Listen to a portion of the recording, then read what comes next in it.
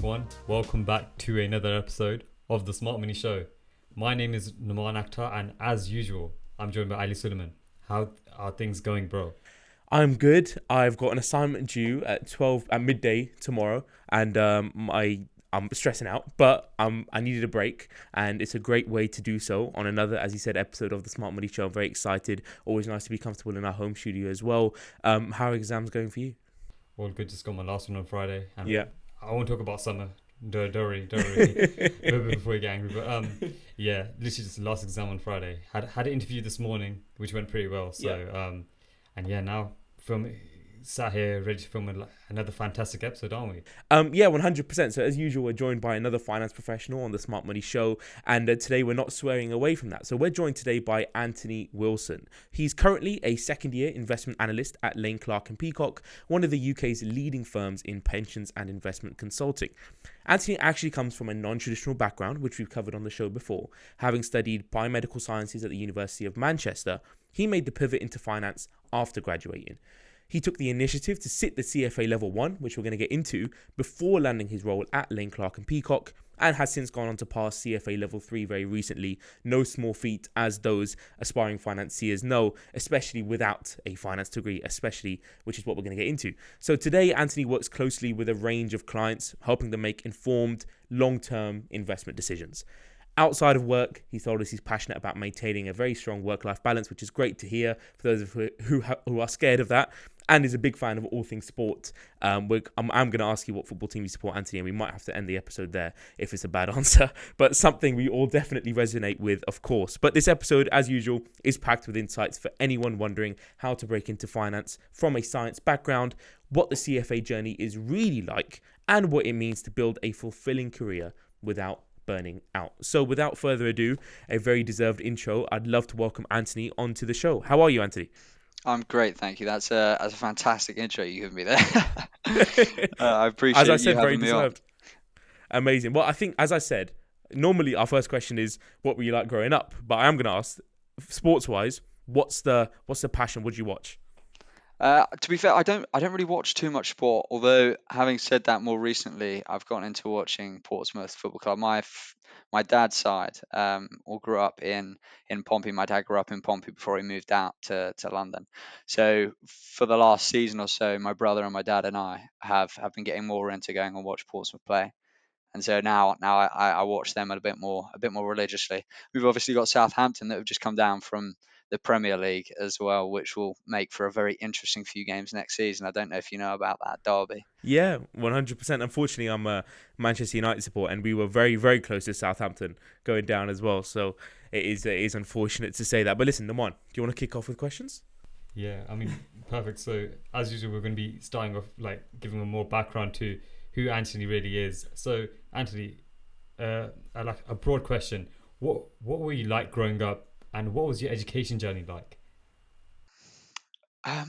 It's incredibly broad question. Where do I start? I think I was a very not I don't want to say extroverted because that's probably not the right answer. I didn't really think that much as a kid. You know, when you're in that phase as a child where it's just a stream of consciousness and you don't really have two thoughts about anything, but you're entirely present.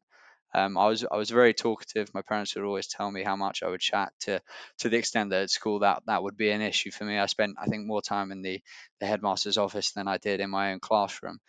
But I think that came from wanting to kind of get to know the people around me more than more than the teacher would have liked at the time. I think I've always liked getting to know people is I guess the base of that. And so I think that handed itself to the profession that I've walked myself into. I think having a consulting aspect to my role is something that I've always really wanted, and something that I've been fortunate enough to find myself in. Amazing. Getting to know people is something that I think we do see across a lot in our episodes. I mean, people call it networking, but at the end of the day, you do it even subconsciously when you go to grab a coffee or whatever, you're talking to people. And so to be able to do that to some extent in your current job is definitely rewarding. We're definitely going to get into that. But sticking with education, but jumping forward a fair bit, In your intro, I said at the top of the episode you studied biomedical sciences at the University of Manchester. What drew you to study that? Um, being completely honest, I had no idea what I wanted to do at beyond A level. I mean, even to A level itself, I feel like getting students to narrow their field so early on is very difficult, because it's rare that you're going to have somebody that age know exactly where they want to end up in their career. But I kind of followed the idea of I'll do what I'm good at. So biology and economics were two of my best subjects. So then I found that biology kind of came a bit more easily to me and made a bit more sense sometimes. So I pursued that into university and took a biomedical sciences degree. But in hindsight, I did enjoy economics more. But that's one of those things that at the time you don't really have the, I don't know. I feel like it was a give and take, so I couldn't really tell 100% at the time. So it was more of just okay, biology seems like the bet to take for me. So I went and studied that at university. But the entire time I was there, I got to know a few people that did economics. A lot of my friends were in the economics department, um, and I kind of found myself leaning more towards that even throughout my degree as is, in terms of talking investing, trading, that sort of thing. To the extent that when I came out of it, it was very clear to me that my career was not in biological sciences or biomedical sciences. It wasn't going to be in a research lab, um, but but more certainly it would have been, I guess, in the field of finance. I didn't know where exactly towards the end of my degree, but I knew it wasn't going to be biomedical sciences. Yeah, because if you really think about it, can you really trust like your 16, 17, 18-year-old self to like pave out and have that clear direction on to what you want to do for the next, I don't know, 20, 30 years of your life? But I guess like a follow-on question that I want to ask from this is, of course, so you mentioned that you did gain some trading experience through your um, through societies and whatnot. So, but then your actual degree in biomedical sciences, were there any transferable skills within that which helped you, I guess, like help you in your job today? Yeah, certainly. The core of, I guess, a science degree was the fact that we looked at research papers all day long, and got to know an abstract, got to critically think about the information that you're looking at, where its sources are pulling from, and why that information could be wrong. And I guess perhaps that's almost the most pertinent thing to talk about today, when you've got a stream of consciousness at your fingertips in the form of ChatGPT. But more often than not, I think sometimes we're seeing that that information is wrong. But if you're going to start replacing that with Google, which I know sometimes I'm a prime culprit of, it's very important to look at that information and go, hold on a second, let me ask for a source at the bare minimum from ChatGPT. And I think I got that from my science degree. I think that was the prime takeaway, which I think is crucial in any aspect of life, let alone just a science. Yeah, it's a very pertinent skill, of course. I mean, as students, there's I mean, the more the internet survives for and is alive for, there's the more false information there is out there, and it's hard to know fact from fiction sometimes. And I know I myself take stuff on face value sometimes, and especially when it comes to less commercial awareness, just more trivial news, I just believe it. But even when it does come to commercial awareness, it's like don't just trust one news source, go to a few, build up an opinion, and then form an opinion off that. So that is a really appreciate the transparent answer there, because a lot of people would think there's absolutely no connection between doing a non-finance degree and then working in a financial services career, but it's good to know that there is. And then again, leading on from that, and I think the final question on this section before we get into the real nitty-gritty is, if you had to study again, God forbid, but would you pick the same degree or something different? Yeah, I think I probably would, because I think uh, this is going to sound incredibly cliche when I say it, but I feel like going to university is a bigger part as becoming the person that you want to become, as it is studying the thing that's going to set you up forever. I obviously, granted, one of them has a massive fiscal tie to it, and the other is just you trying to have fun. But I feel like coming out of university, I was not the same person as I was going in, and I can't necessarily be sure that if I was to study a different degree that I would have met the same people, had the same experiences, and then come out the other side and found myself where I am now. So I think I in answer to your question briefly, no, I wouldn't change it at all. Yeah, we do get that a lot whenever we talk about kind of in retrospect, would you change anything? Or that's what I mean. We used to ask, one of our last questions used to be, what would you change if you could go back? But now we say, what would you tell yourself? Because so many professionals, and it is very heartening to know in a sense that they wouldn't change anything, because even the mistakes and the regrets make you who you are today. And obviously the butterfly effect and all those other philosophical things. But Exactly. it is true it is true at the end of the day. Like, It is. if you avoid too many mistakes, you won't make the lessons to do the good things, is the way I like to think about it, right? Yeah, and it's the industry like we're all aiming for, and the one that you work in right now, Anthony. It's very open to like you studying any degree. It's just you have to have that natural skills that, because even me and myself, I think that did I make the right choice in studying a very like mathematically heavy degree, but in hindsight, I know that in a few years' time, it's not going to be something I'm going to regret. But I think that's like a perfect way to, move on to the next section and more talking about your transition to finance, because of course you had your you studied a biomedical a science degree. So now you did mention that you had friends who were studying economics, but then what were some of the first steps you took to like really educate yourself within and get like your knowledge up to date in financial literacy and news? I don't think I could describe my third year self as being financially literate, but I certainly took the time to try and immerse myself in it. There, obviously, so I was in the end of second year, and then a bit my third year was COVID-19. So everything went online, and I feel like that's when you saw like investing really kind of take off, as people thought, what am I going to do with my spare time? Right, I'm going to figure out what's going on in the stock market. You saw unprecedented crashes, and 2 days later, unprecedented gains, and things like GME at the peak of that. Experiencing that with the people that I knew really kind of helped me understand it, because it was just so exciting. Feels like the wrong word to use, given that the turmoil created so much pain, I imagine, and I wasn't really at the experiencing end of that. But to know how much money was moving around so quickly, and to see such like a historic event occurring live, just sat behind a desk, it felt it felt like something that I was drawn to immediately. So I really delved into it from that. I mean, admittedly, unfortunately, I think a lot of people get carried away with the Reddit threads of theory sometimes, and that's all well and good. That's very interesting, but I guess that's when it comes back to sources and where you're getting your information from. Um, I kind of just kept up to date with things like the Financial Times, looking at oil dropping below $0 a barrel, because they couldn't store it anywhere.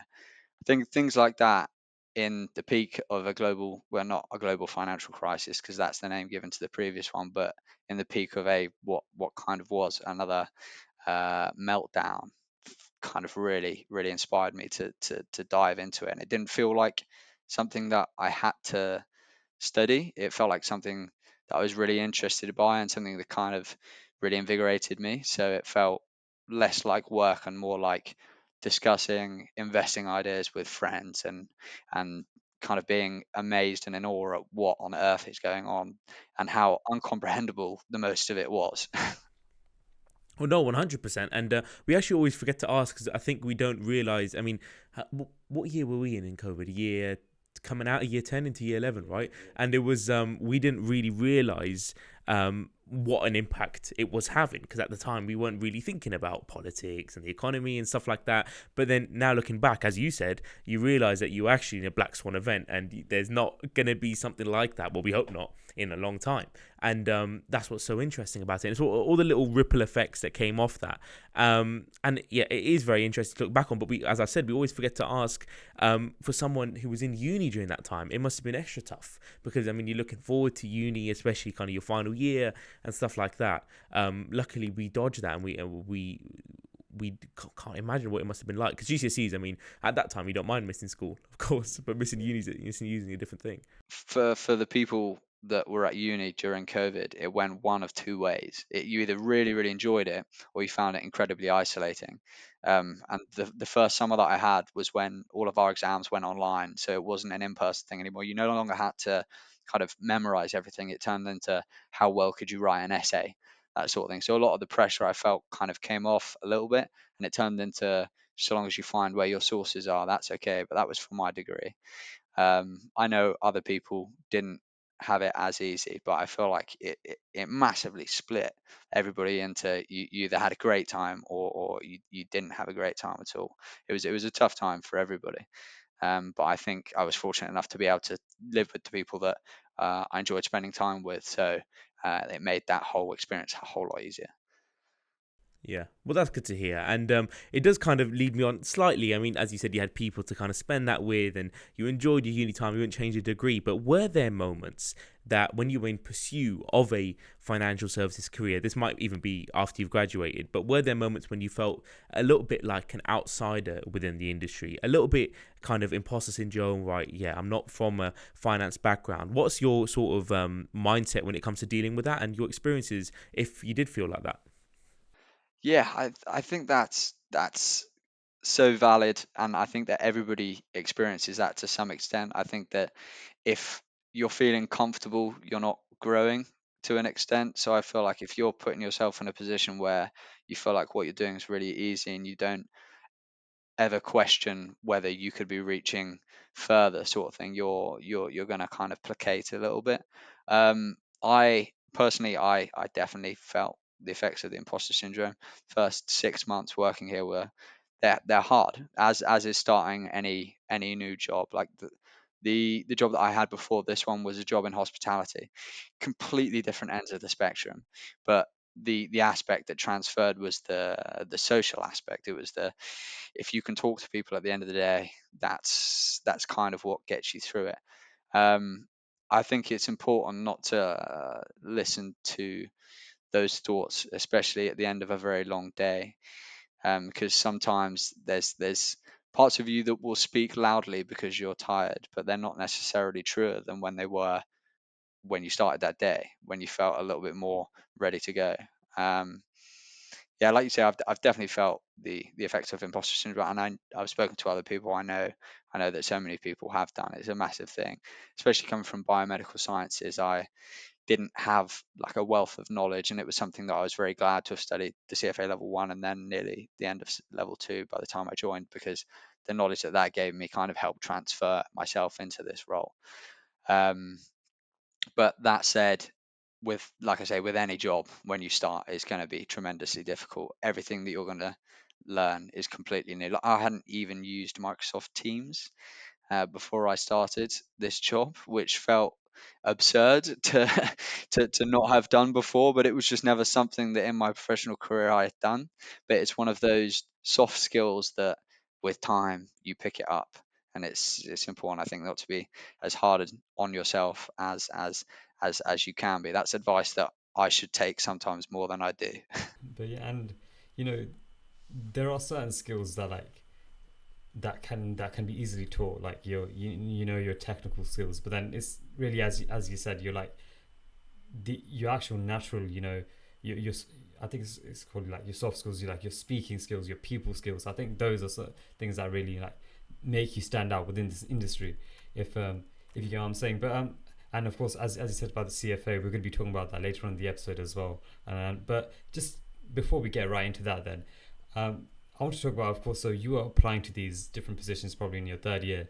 Now, how did you explain your story, like using your CV and cover letter? Because of course, I assume you were probably asked about studying a biomedical degree, why finance? So, what's your story in that then? So I didn't actually apply to any internships in my third year at university. I wasn't sure what I wanted to do. I was kind of set on the idea that I wanted to be an independent stock trader. I'd trade small cap momentum stocks, and I had my own setup that I'd do. I had my own breakout scanner that I'd sit down every day, 9 a.m. market open, and then follow it through to the US market open at half two when volatility was really high. And it was one of those things that then led me to really want a job in consulting, because it's it's a profession that I think is very it's one that's based off of solitude. You're sat at your own desk and you're doing your own thing every day, and there's no interaction with everybody. And I think that's one thing that I really wanted to combine that with, which is why I then came out to look for investment consulting. I spent, I think, about nine, maybe 9 months, a year doing that before I then decided that I wanted something that was working with people, that was client facing, that wasn't kind of just completely let me think and figure out the answer. Because I think it's important to have a balance, especially for myself. Um, so that's when I decided that I needed to kind of skill up and teach myself things that were a bit more relevant, which is when I looked into the CFA level one. Hmm. Yeah, and as Nawan said, we will really get into the CFA. But what did this? We actually didn't fully know you traded independently. So what did that teach you, and how much has that helped in your current role? I bet now you have a more holistic view on markets and something that you can provide to clients because you've actually really done that on, as you said, on a regular basis. Yeah, so that if you can even call it day trading, it was something that I'd done. To be fair to myself, I'd done it for a long time, and I got to a point where I was building my account very slowly, but it was something that I knew that without sort of 5, 6 years just sat every day doing that, it wasn't something that I would then turn into like its own income stream. I enjoyed it, but it's incredibly different to what I do now. What I'm doing at the moment is so much more long term. What I was doing at that point was in and out of a trade with 15 minutes, that sort of thing, based off of like pure technicals and price patterns. Um, and I guess that kind of showed me how much I really like doing it, because it's the first thing that I kind of went out and told myself this is what I want to do and this is how I'm going to spend like a big chunk of my time. Um, but then, like I say, realizing that it was one that you'd spend doing by yourself for the majority of the time, kind of showed me that I didn't want to do that forever. And obviously, a career is a very long time. That's what you're going to spend your life doing, your 9 to 5. So I wanted to make sure it was something that I could, at the end of the day, come away happy with. And I think I needed the interaction for that, which is what led me to more of a consulting role. And that's really interesting as well. Seeing that you've, of course, you've got so much different experience now. You've come through like your biomedical degree, then you've gone into like a more on your own like trading experience you've done for and then now you're in a more professional role. But then could you talk to us about like that switch from uni to, I guess, trading, and then trading to your professional job? What was that like, and were there any challenges with that then? Um, I I guess it was, I think, similar to any change. Obviously, there's some hurdles that you have to get over. It depends on how you take those things. You're going to get knocked down probably uh, countless times before you get to the place that you're wanting to go. I don't know, that it brings to mind the application season that I went through before I got this role. I had my own Excel spreadsheet. I had, I think, in total at the end around 145 different rows and applications, and I'd spent a silly amount of time coding the spreadsheet to change colors every time I put a new word in, and then it would filter down to the bottom when I was finished with it, and it just meant that I could focus on doing that and focusing on the way forward, as opposed to all of the things that I've already done and not heard back. Because it's so disheartening. I can feel for the people that are applying at the moment. The job market's absolutely horrific, and I'm sure you two are experiencing that at the moment if you're applying at the minute. um, it's one of those when people not only um, give you a no, but that it's so much worse when you just don't get a response after you spent all of that time and effort kind of devoting yourself to the 6, 7 different stages of these processes that sometimes feel so impersonal, which I think is quite often the hardest part about it. I don't know about you two, but the video interview stages I thought were awful, absolutely Yeah. awful. What's your take? Naman, I'll let you answer that first. and he said that for a reason. He's put that on me for a reason as well. It's been like a big change for me. Of course, the podcast helps naturally, but like looking into a camera and speaking. But I used to have this. So I'm a first year and I applied to these spring internships, these spring weeks, and my anecdote is that during one of the first ones I applied to, it was this BlackRock one, and they had their like base video interview that you have to do, and then it was just so bad. Like literally on the last question, I was just like, I've mate, and then I just withdrew my application, and then That's honestly how it goes. yeah, but then after that, I just like I took a step away from actually practicing, and then I literally just got a camera out and just spoke, and then there's just a few different tips on in TikTok and here and there which I learned from, and I'm here now, and I don't find them that bad. Like it's sometimes the time goes so fast. Sometimes like you've said everything you want to, and then you've only 30 seconds has gone when you've got a 2 minute limit. So it's a hard thing to balance. But what about you, Ali? What's your story? Well, I mean, it's luckily not as bad as that, but it is impossible, I think, to be 100% natural. I much prefer a face-to-face, even if it's online, but a face-to-face interview. For me, and I think for a lot of people, I need energy to bounce off, just so I can kind of match their energy, read their body language sort of thing. Like if I'm saying something and I can visually see that they're responding to it, subconsciously, then it just kind of drives me, and if I see them responding badly, then I'll try and change something. Whereas on a video interview, you've kind of got to just have faith that your answer's good, and you have no indication of whether it's not, whether you should change your tone of voice. It is very tough. And then what you said about the grad market, Anthony, I'm a second year, Naman's almost finishing his so I'm going into my final year, Naman's going into his second, and I just came out of a summer application season, and it was very tough. I did like 180 applications before I landed one, and it was very, very tough. But I read an article in the FT the other day, and the grad market is the worst it's ever been. It's graduate vacancies and salaries. They both underperformed relative to the overall UK job market, and it's a sad state of affairs, and it makes you wonder, is university going to become, what's the word I'm looking for, kind of obsolete in a few years, because people are just going to want to start working ASAP in apprenticeships, or even just working out of school. I'm glad you brought that up. It's definitely something we see in a realistic basis through applications, but also in the media and stuff. And it doesn't bode that well, but you just kind of got to go with the flow, especially in financial services. I mean, it's even more competitive. Yeah, it's horrible, and I can empathize with you both on that one. I think all you need is one, right? It's all of that feels horrific until you get one, and then it's all worth it. Yeah. 100%. And I think I'm going to ask one last question. I just like asking it. It's like an maybe category of questions. So on this section, was there any content that helped you build confidence within the industry, whether it was before trading, while trading, or even in your professional role now? I'm talking about kind of books, courses, even role models. I'm trying to think back to what I actually used when I was day trading. I think, to be honest, I know you said we're going to come on to it at some point, but I'm going to go back on the CFA Level 1. I think that's kind of really what gave me the knowledge that I had to land the grad role that I had coming from Biomedical Sciences, because there was a technical part of the interview. And granted, these interviews aren't wholly based on technicals, and there's stuff that can be taught.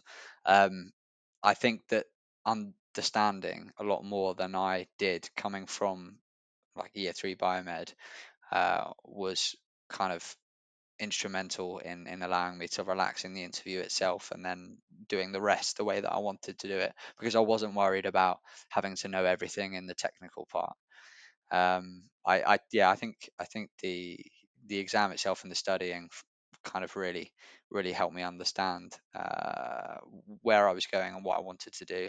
I don't think I'd heard of like a statement of investment principles before I looked at like a CFA level 1 book. And it's some of those things that, like, when you're in the industry, it's thrown around so frequently, but and if you're not looking into those sorts of things, you're never going to expose yourself to it, and you just won't think anything of it, and you won't be able to figure it out.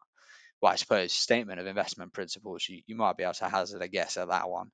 But things like, well, there was a question that came up in my interview for here about actually, I'm not going to say that because I don't know if that's something I can talk about because we Yeah, have fair interview enough. processes going on at the minute. But there was a question that came up that wasn't so obvious, and it was one of those that I could answer only because I'd done that.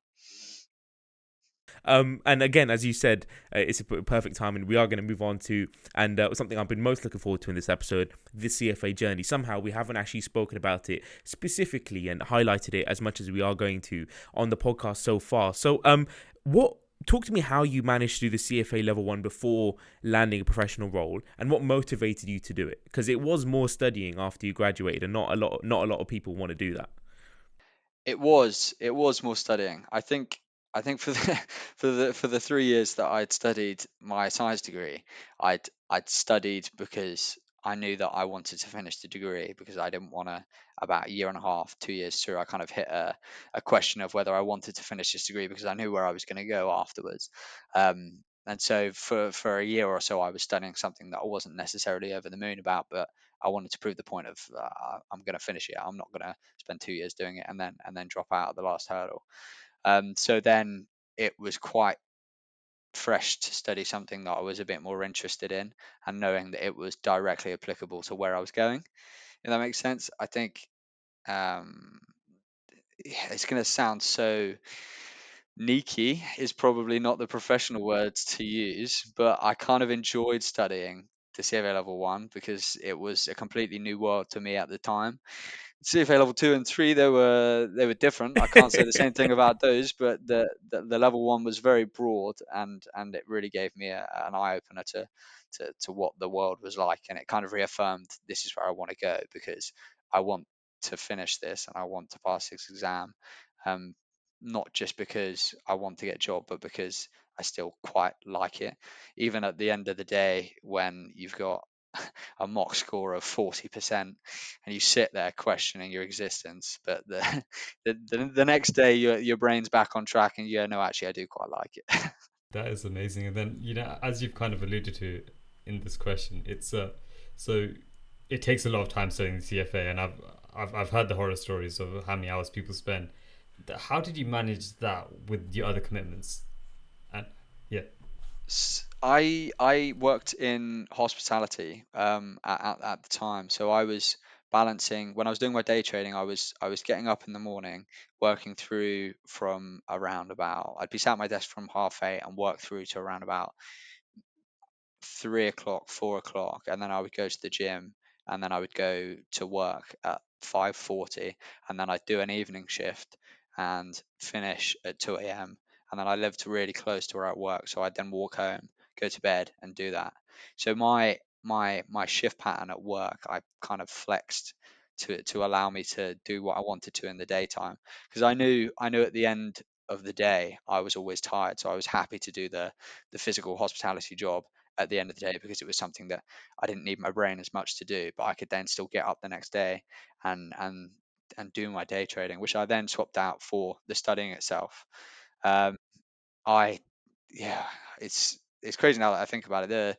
I think for that 5 6 month period, that's all I did. It was gym, then work, then study, and it's something that I know a lot of people do as well. That's the CFA as you study for it. It's no not it's certainly not for the faint-hearted, but I did actually quite enjoy studying for it. I think because contrasting everything else that I was doing, it was something that gave me a direction, which is why I liked looking at it and studying for it. Um, I in terms of a financial outlay, it's obviously not a very cheap exam to take. I had one of those breakable bottles. I want to say it was I think it was a Courvoisier bottle that I had from year two of university, and I ended up using that as my tips jar that I couldn't get access to. So I saved all the tips that I'd been given from starting my job in the hospitality, and after like a year and a half, I had enough to break it. And pay for the exam and the study materials. So that's how I ended up funding it because it's not cheap. That's for sure. But it was something that I think investing in yourself is probably one of the most important things to do. So I was kind of happy to do that. I'm glad that I saved that. Yeah, that's amazing. What a story, and it's paid off. And you're in a role that you wanted to be in now. That's amazing. I am gonna kind of leapfrog off from Naman's question, and of course you did level 2 and 3 at your professional role now. Correct me if I'm wrong. So how did you balance the time with that? Because I imagine there's a lot more commitment in this professional role. Yeah, so I'd actually intended to do the level 2 before I'd started my role, because I interviewed, when was it now? It was last November, and I'd interviewed for the September intake, so September 2024. Um, and they got back to me the next day and said, "Yeah, we're congratulations." And then I spoke to them about if I could start earlier. And by that point, I'd already signed up for the level 2, which I was going to take in May. So I'd already started studying for that.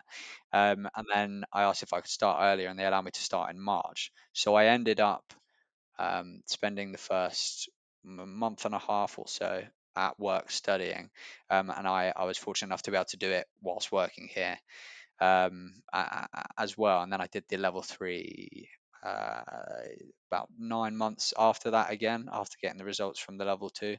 It feels incredibly quick now that I think about it, that it feels like just yesterday I was sat in the mechanical engineering building at the University of Manchester studying, because all of my mates that were still at university were doing their masters, and I'd come with my CFA books, and study for my level 1, and then 3 years later, this is where I am. But yeah, I'm incredibly humbled to be able to have got to where I am, because I know that the job market's absolutely ruthless.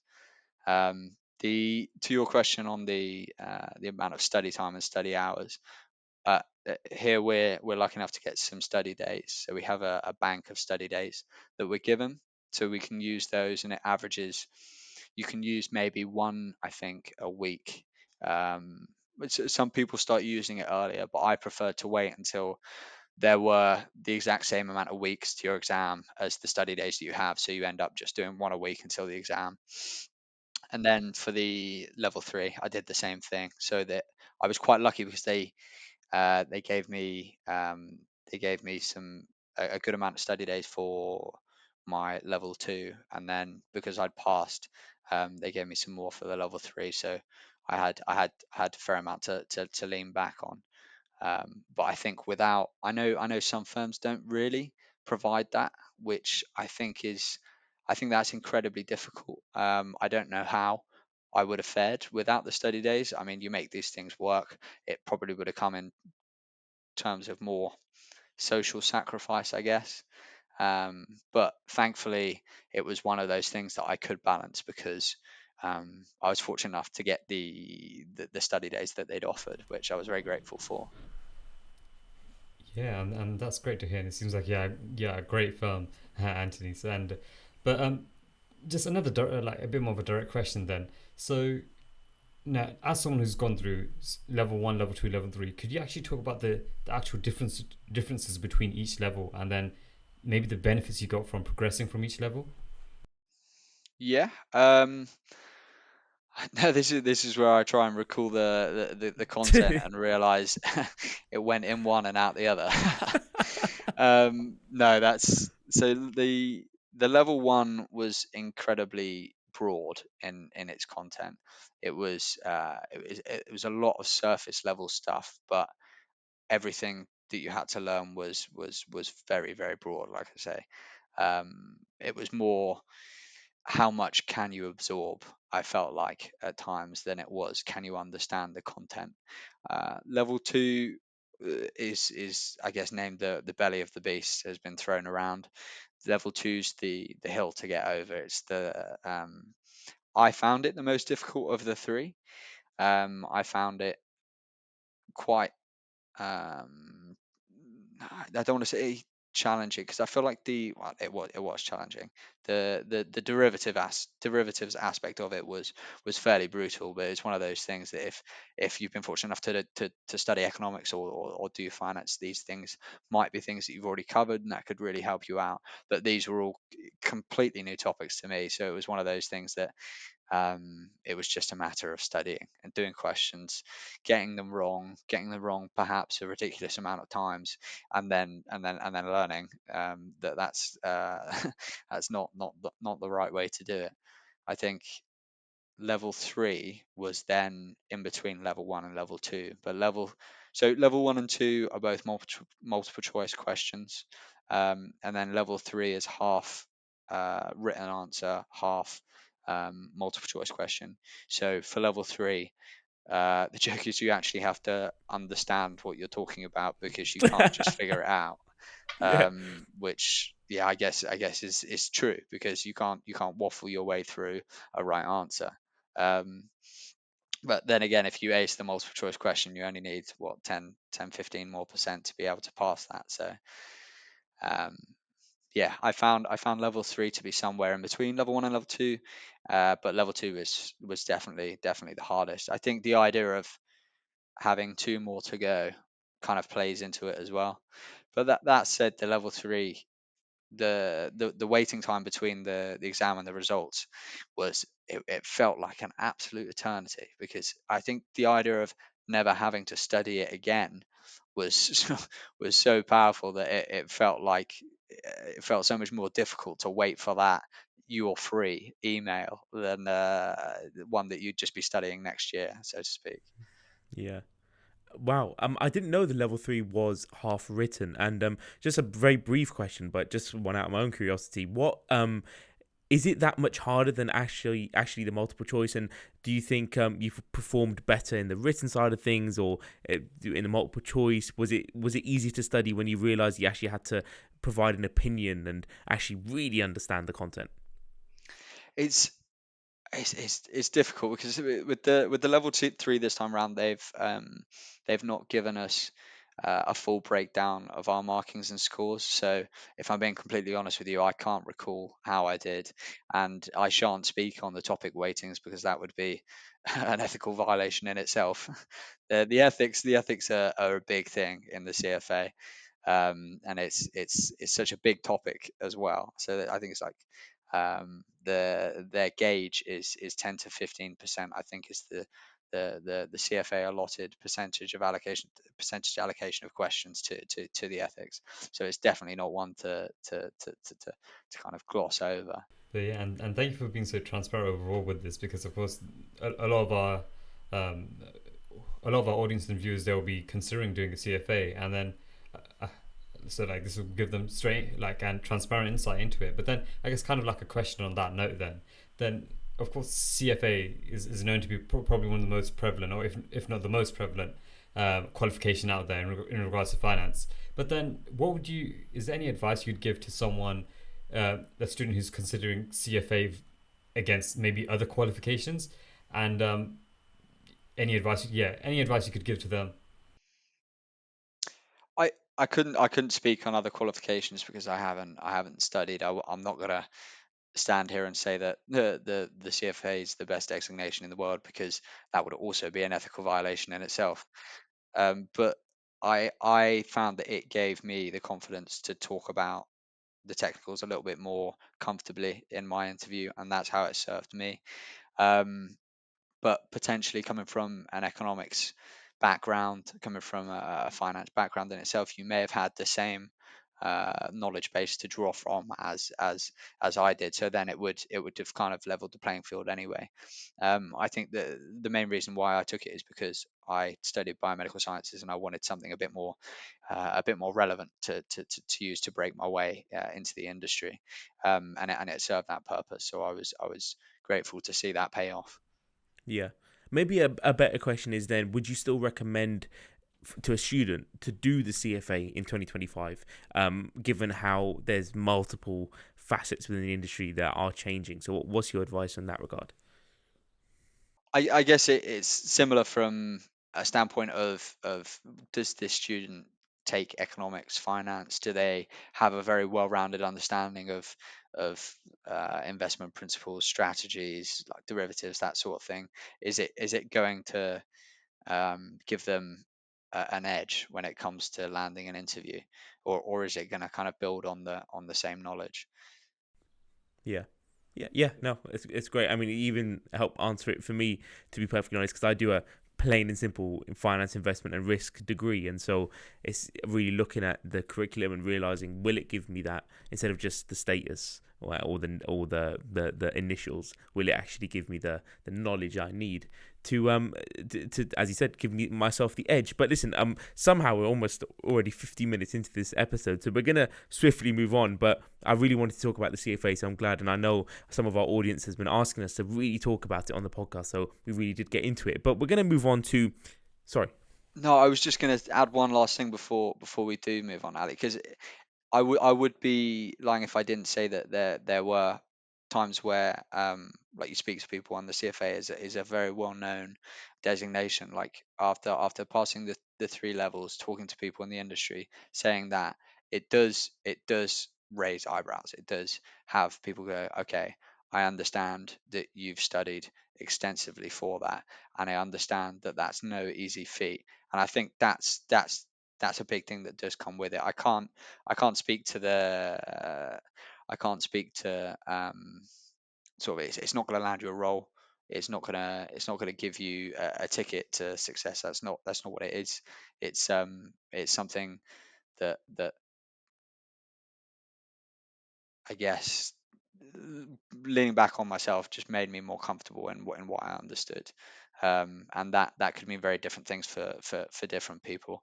But it was something that came up in my interview, and it did help me. So if it could help somebody else in that same situation, I would say go for it. But obviously it's not at the cost of your own work-life balance, because I understand you guys are doing your exams at the minute, which I didn't realize that we could have organized this for another day. We didn't have No, no, to no, no. I mean, please, it's a well needed break. Trust me. Okay. Okay, good. But no, thank you for that. No, genuinely, for jumping in there, because again, it's very real, and that's what we like, real insights on the podcast. And I know a lot of students will really appreciate that, and it will help push them towards a decision that maybe they were struggling to make, especially for graduates as well. But yeah. So as I said, one of the penultimate section of the podcast is a bit about your day to day, a little bit about your current role, not specifics, of course, but just so a student can know what it's like to be in a career like yourself. So first sort of question on this topic, what does a typical day look like in your role? And before you say it, I know not every day is the same, but what can you expect when you come in the morning and leave? What are the hours like, and what are you mainly doing on a day to day?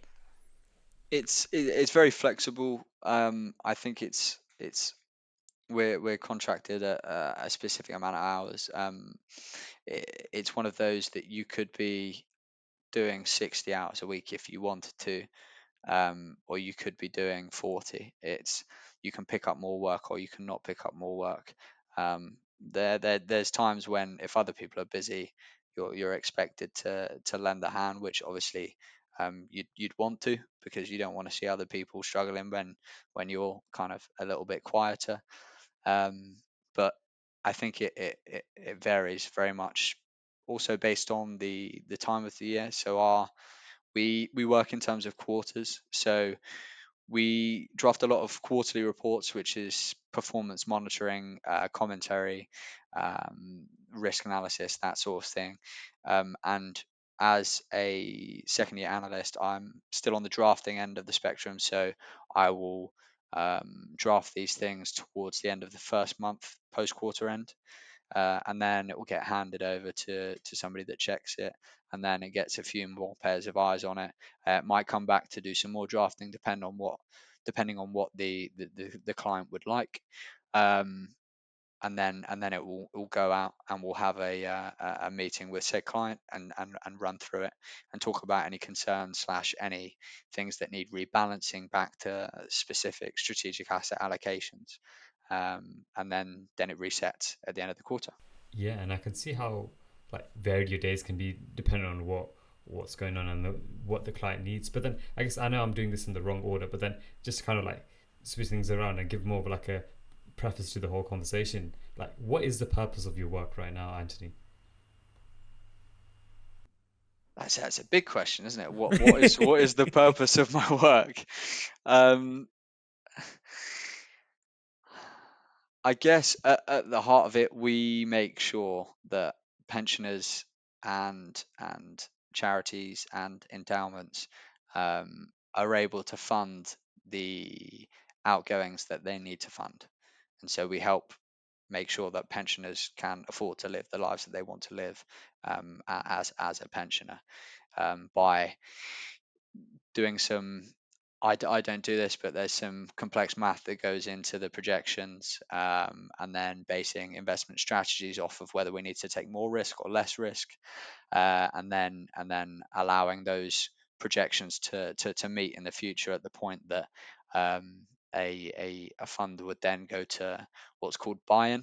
So buy-in's a term, buy-in or buy out. So buy-in is a term that we use for when we are going to take risk off the table and sell it to an insurer. So an insurer will buy in a portion of a defined benefit pension scheme, and they can do that in partial increments. So that's called a buy-in. But when everything is taken off the table, when the entirety of risk is gone, that's what's called a buyout, and that's when all risk is transferred to an insurer, and the the pensioners' benefits are essentially secured by the insurer, because you have a massive insurance contract on the benefits that they will be owed. Hmm. Yeah, I'm glad you asked that, number one, because that was a really, as you said, it's a broad question, but it has provided a lot of color to some of our next questions as well. So I did want to ask, how much of your time is spent on, and again, it might be a bit of a redundant question, but how much of your time is spent on research versus analysis versus meetings and everything else in between? What's the split like? The majority of it's drafting at the minute, and I think in many a role, the first year, 2 years is going to be you're going to be a PowerPoint wizard at the heart of it.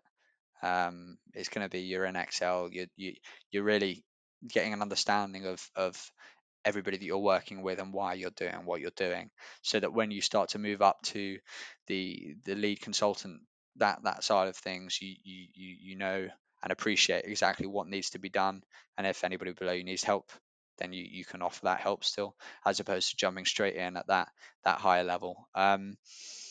So at the minute, it's a lot of drafting, but it's all still learning, which is, I guess, crucial to when going to the client meetings themselves.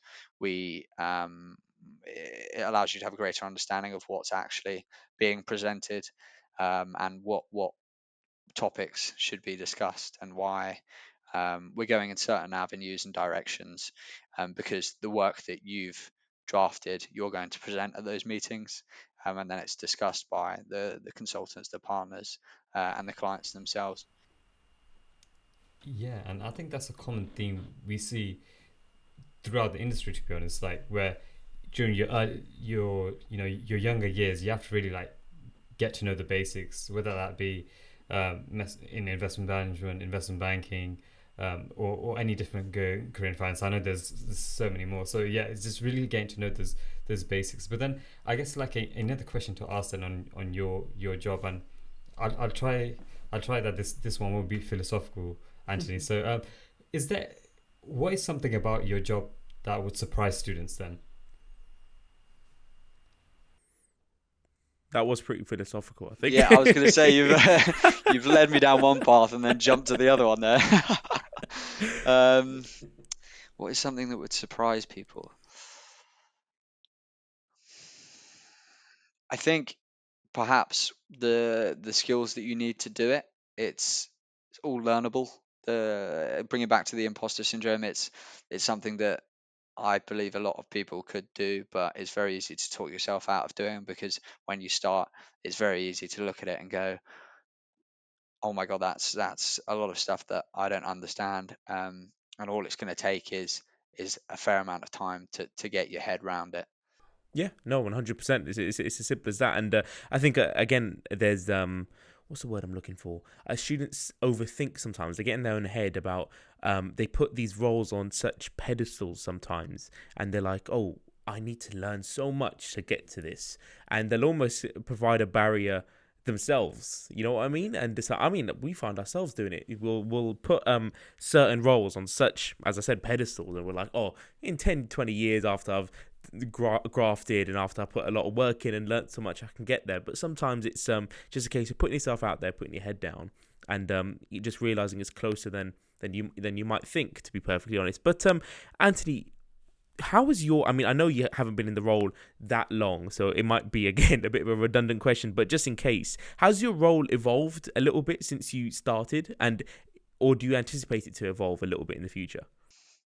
Yeah, it has. It has. It's like I said before, when you get comfortable with doing something, you look naturally. You get quicker at doing that thing first and foremost, and then you look for what else you can do to add value, and you pick on more papers, you draft more interesting work, and maybe you dive into the investment strategies themselves, and then you kind of move more into a checking role, and you start looking at the drafting front of things, and um, look at other people's work, and um, how they could be helped by you, and what you've done so far. So I guess um, when I started, it was all just learning. It was all just dive in, try and absorb as much as possible. 6 months of just deep work, and then fast forward to today, I guess it's more. It's still drafting. It's still drafting for now, but I think in the next perhaps 6 months, a year, um, the same with everybody else. You'll move into more of a position where you can look at the work that you were doing last year, and check that for other people, and then progress. Eventually, getting into a position where you're kind of running one of the clients, and you're um, the consultant slash partner that is the go-to contact for that client. Yeah, it's like kind of like the saying, you can't really run before you can walk. So it's like you need to learn the basics before you actually go on to provide like a strong and well-rounded service. But then I think one last question on this section of the episode. I'm not gonna make any promises this time. What do you like? So what do you love the most about the work you do? The people, definitely the people.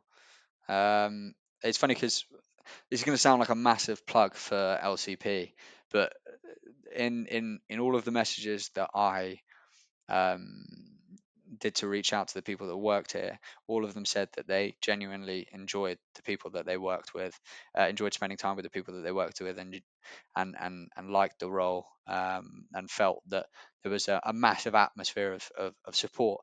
And it's always very, I feel like when you're the one asking the question, there's always the question of, has someone just said that because they don't want to paint their position in a bad light, or whatever. But when I got here, it was very clear that they were all telling the truth. It was the people that I work with are brilliant people, and it's one of the reasons why the tenure here is an average of 8 years, because people don't really want to leave, and then the people that do leave occasionally, they tend to come back, because it's a warm and welcome environment.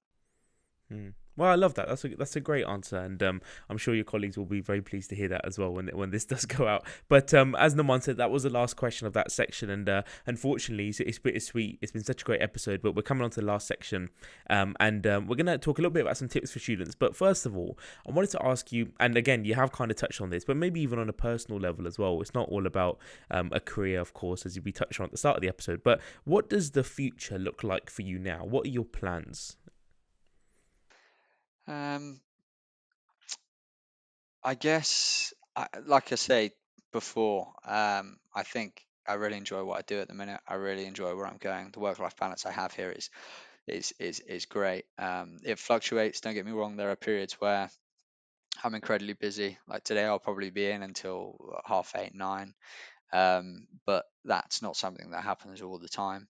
Uh, and at the end of the day, I'm happy to be able to say that I work here, and I think I don't know how common that is in the industry, and the fact that people occasionally leave and come back suggests that it's less common than other people think as well. So I think a lot of getting a job is the cultural fit, and I think I found a very good cultural fit. So I think for now, I guess taking all of that and putting it into one sentence is, I'll probably be at LCP for a while. Amazing. And it seems like in certain cases or like certain networking events, when like when individuals are speaking about their firm, you can kind of see that it's coerced in certain cases. But I can tell that like from you, it's natural. You've given your rationale, and it seems like LCP is a great firm to work at. But final 3 questions of the episode. I don't know how time has gone so fast, but so a broad question. Looking back on your career journey, what are you the most proud of? Yeah, the year and a half of my career journey would definitely have to be the CFA. Yeah, of the time that I spent here so far, that was by far the hardest. The social sacrifices that came with that, and the build up to the exam, and then the relief of coming out and having passed it is by far and away my proudest achievement so far. Amazing. And as we said, we to our listeners and our viewers as well, our new ones, we do ask these 3 questions all the time, just because we think it's the perfect end to an episode. So Anthony, back to you. If you could give your younger self, and you can choose what age, we're not gonna make you choose, but if you could give your younger self one piece of advice, what would it be? Just, I guess, again, this sounds fairly cliche, but you just say keep moving forward. I wouldn't focus on the path that you've already trodden, but instead look at where you want to go, because it's very easy to get caught up in the shoulds and what you didn't do because of whatever reason. But at the end of the day, all you need to know is where kind of roughly you're going, and why you're putting your foot forward. Um, I think, yeah, just keep going the way that you want to go, keep moving forward, and the path will find itself. Yeah, 100%. Because even the mistakes you make along the way, I guess they serve their own purpose, right? Don't they? So Exactly. But then, yeah, final question of the episode. You're nearly free, Antony, so don't worry. But what is the biggest takeaway you hope listeners would get from your story then? I guess that it doesn't matter the background that you came from. It doesn't matter what you studied at university. If you want to do something, you can make it work. The biggest part of it is connecting to people, reaching out to people, figuring out what you want to do, and then talking to people in the industry that are doing it. And I think what you guys are doing is not to toot your horn, but it's great to see you giving some transparency to the industry, so that people that are students now can make more informed decisions about where they want to go and what path they want to take. So it's great that you guys are doing this. Oh, thank you, Anthony. Really appreciate that. And what a way to end the episode. I mean, it's been such an amazing episode. I think we really covered everything that we wanted to, especially on something that we haven't covered at all on the podcast, despite being a finance podcast, one of the biggest qualifications within the industry, the CFA. So, Anthony, thank you so much for your time. We know, as you said throughout the episode, you are a very busy person. So we really do appreciate the time that you've given up. And we know our viewers and listeners will do as well. And talking about our viewers and listeners, if you are watching us on YouTube and for some reason you aren't already subscribed, surely Anthony's given you a great episode and a great reason to subscribe to us, and stay tuned to more episodes like this in the future. And of course, same goes if you're listening to us as well. You can follow us on any audio platform that you find us on, and you can drop a comment on either platforms to let us know if there's someone we should be speaking to that we haven't spoken to yet, or even a topic that we should cover on the show that we haven't covered yet but you want more insight into. Of course, please do show us some love and engagement on our social media platforms. We are on a lot of them, so you can see where we talk at when it comes to events. Very, very soon we'll be announcing some, of course, and some internship opportunities to join the team at the Smart Money Show, whether you want to be an equity research analyst, work on our crypto team, or even we'll make a role for yourself if your personality is good enough, of course. But thank you so much for watching and listening as usual, and we will see you next week for another amazing episode of the Smart Money Show. Take care and stay tuned. Thank you.